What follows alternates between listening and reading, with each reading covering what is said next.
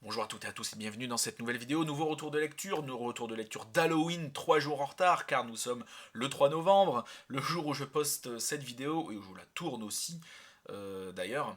Donc il s'agit de Jessie de Stephen King, une putain de masterclass que j'ai absolument adoré, mais je vais quand même mettre quelques petits trigger warnings car ce n'est pas un roman qui est fait vraiment pour plaire à tout le monde, c'est-à-dire comme tous les romans, mais là vraiment, là vraiment. Alors c'est une masterclass évidemment du King dans ses meilleures années.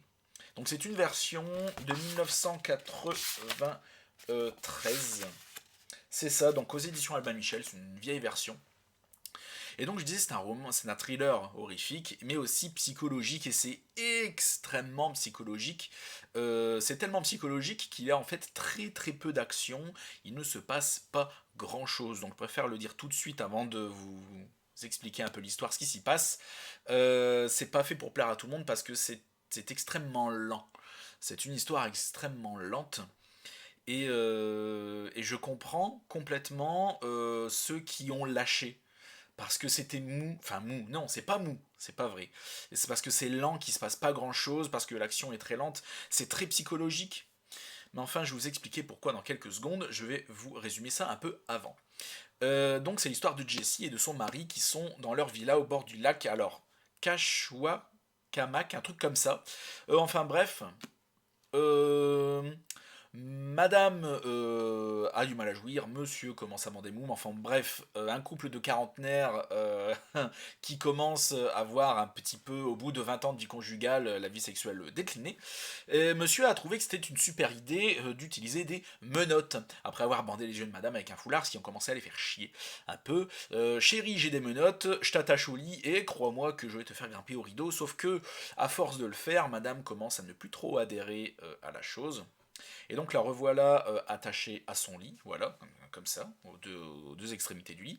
Et au moment de passer à l'action, ben Jessie, elle dit, chérie, finalement non, j'ai plus envie, ça me gonfle, j'ai plus envie de faire ça, n'a plus envie. Ce qui peut largement se comprendre. Et il faut respecter le choix de Jessie qu'elle n'ait plus envie. Voilà, c'est très important. Et sauf que monsieur, pas très convaincu, a dit t'as failli m'avoir, cochonne, je vais te baiser quand même. Au moment, au moment de passer à l'acte, Jessie réussit à envoyer valdinguer son mari, comment dire, qui décède de mort quand même, j'allais dire violente, mais enfin bon, j'ai pas envie de mourir comme ça si tu veux. Et donc, son mari mort, tellement son coup de pied dans les couilles il était fort, la revoilà attachée, Jessie, à son lit, seule, son mari décédé au pied du lit et l'ételé loin d'elle, de ses mains. Pas de quoi boire, pas de quoi manger à proximité de ses mains, hein, hors de portée, et le téléphone aussi. Et donc, comment est-ce qu'elle va faire pour s'en sortir? C'est là toute l'histoire. Et donc, évidemment, c'est une masterclass, mais c'est extrêmement psychologique. Et c'est là pour ça que je dis qu'il ne se passe rien en termes d'action pure et dure, parce qu'elle est enchaînée au lit et comment elle va s'en sortir, voilà, c'est tout le sujet du roman jusqu'à la fin, quasiment. Et donc oui, c'est très psychologique parce qu'on est dans la tête de Jessie qui du coup flippe, comment je vais m'en sortir, elle cherche des solutions, elle essaie de rester forte, elle essaie de pas paniquer, mais à la fois, dans sa panique justement, il y a une sorte de folie qui s'installe et il y a des réminiscences des problèmes. Le problème est un bien faible mot, mais qu'elle a eu dans son enfance. Et donc du coup, c'est un peu comme si avant de mourir, si vous voulez, la vie nous repasse, notre vie, repasse devant nos yeux. Ben là, c'est un peu ça. Elle se refait une petite review de ces scènes traumatisantes d'enfance. Et donc de deux scènes en particulier, deux moments traumatisants. Et elle commence à se demander si bah, tout ça, tous ces choix de vie, plus ces scènes traumatisantes là qu'elle a vécues, n'ont pas fait qu'elle en arrive là à avoir un épousé, un avocat qu'elle aime finalement pas trop, qui a une petite bite apparemment, et qui en est réduit pour pouvoir continuer à être excité par sa femme, d'en arriver à faire des jeux sexuels comme ça. et donc on en arrive là, et oui, donc c'est très psychologique. Je le répéterai jamais assez, mais j'ai vu plein d'avis, notamment sur Babelio, de gens qui ont lâché la lecture parce qu'ils ont trouvé ça lent, etc. Donc si les thrillers psychologiques, c'est votre truc, mais dans la psychologie à fond, lisez ça, vous allez surkiffer, c'est un classique, c'est une masterclass, et Dieu que ça a dû demander du boulot parce que on n'écrit pas de telles choses comme ça, sans travail. C'est un immense respect que j'ai pour Stephen King d'avoir sorti un truc comme ça. Autant un thriller avec plein d'actions, c'est très facile à écrire. Je m'y mets, moi, dans 2 semaines, j'en vous en écris un euh, en 2-2, mais il sera affreusement cliché. Il se tiendra, mais il sera affreusement cliché. Qu'autant un truc comme ça, mon Dieu, que c'est pas courant, mon Dieu, que ça a dû demander du travail et énormément d'imagination avec la façon d'écrire de Stephen King qui est à la fois brute et subtile, vraiment unique. Bon, certains parfois erreurs de frappe, quelques erreurs, j'allais dire de traduction, mais c'est même pas ça. Ouais, quelques fautes de frappe, quelques petites erreurs, mais bon, les traducteurs de l'époque, on leur pardonne, c'est pas grave. C'est vraiment mineur, c'est juste que ça m'a sauté aux yeux, mais vraiment, on s'en fout. C'est une vieille version après tout. Ils étaient peut-être pas aussi pointilleux à l'époque qu'aujourd'hui. Enfin bref, donc oui, c'était très bien. J'ai eu quand même du mal à le finir. Il fait 389 pages, en tout cas pour cette version, elle fait 389 pages. Et du coup, c'était extrêmement dense. Comme c'était une narration beaucoup plus lente et très psychologique, j'ai mis plus de temps à le lire. Je mets pas autant de temps à lire 400 pages d'habitude. Voilà, ça se fait en 2-2, une centaine de pages, ou alors 70-80 pages par soirée, et genre dans mes grands jours, en 2-3 soirs, c'est fini.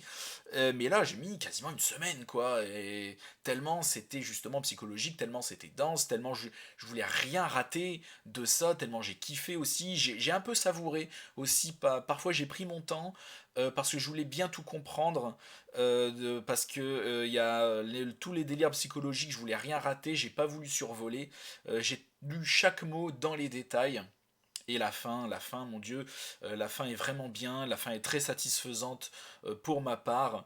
Un peu de gore, un peu d'horrifique à la fin. Je me suis dit une ou deux fois, ah, voilà, c'est en mode, ah, c'est dégueulasse. Voilà, je me suis dit ça une ou deux fois, mais c'est l'histoire d'une scène. Mais sinon c'est très très bien. Comment se sortir d'une telle situation tout en revivant ses traumatismes d'enfance et comment on en est arrivé là et toute la remise en question d'une vie finalement. Et c'était une masterclass et j'ai bien fait de choisir ça pour Halloween. Ah là là, qu'est-ce que c'était bien. Qu'est-ce que c'était bien. Après, voilà, Red Flag, un petit peu, Trigger Warning, ça parle un peu de viol, ça parle un peu, donc pas de pédophilie, mais on n'en est pas si loin, enfin si, carrément en fait, mais bon, vous me comprendrez quand vous le lirez, si ça parle, voilà, un peu, les propos sont durs mais extrêmement bien traités, je trouve, la psychologie est une masterclass, voilà, j'ai surkiffé. Et après, un livre comme Le Crime Parfait d'Agatha Christie, ça a fait un bien fou. Bon, j'ai lu aussi La Maison du Péril, qui était très bien.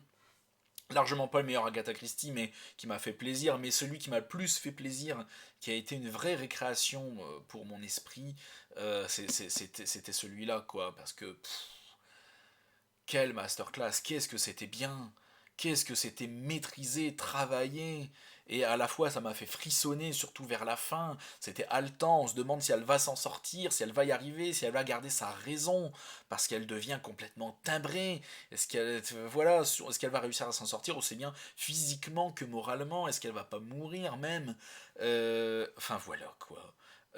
C'était bien, lisez-le. Euh, c'est tout ce que j'ai à dire. Je sais même pas quoi ajouter tellement j'ai kiffé. Vous voyez que tellement c'est rare ça. Alors on me traite de râleur, monsieur qui n'aime rien, monsieur qui est pointilleux. Commence à être un peu connu pour ça dans les petites sphères du booktube. En tout cas pour les gens qui viennent me faire leur retour de mes vidéos. Mais là, quelle claque! Quelle claque! Merci à tous d'avoir regardé la vidéo jusqu'au bout. N'hésite pas à la liker, à la partager. Je suis désolé du retard, j'avais dit de la poster le 31, mais j'ai savouré. À la fois, c'était tellement psychologique que c'était dense. J'ai eu du mal à le lire, mais j'ai bien fait parce que j'ai pu savourer. Je ne sais plus quoi dire du coup. Twitter, pas du tout. Babelio, Instagram, mon groupe Facebook Les Romans Noirs d'Alistair, mon Twitch aussi, tout ça est dans la description. Merci à tous et à la prochaine chez Alistair.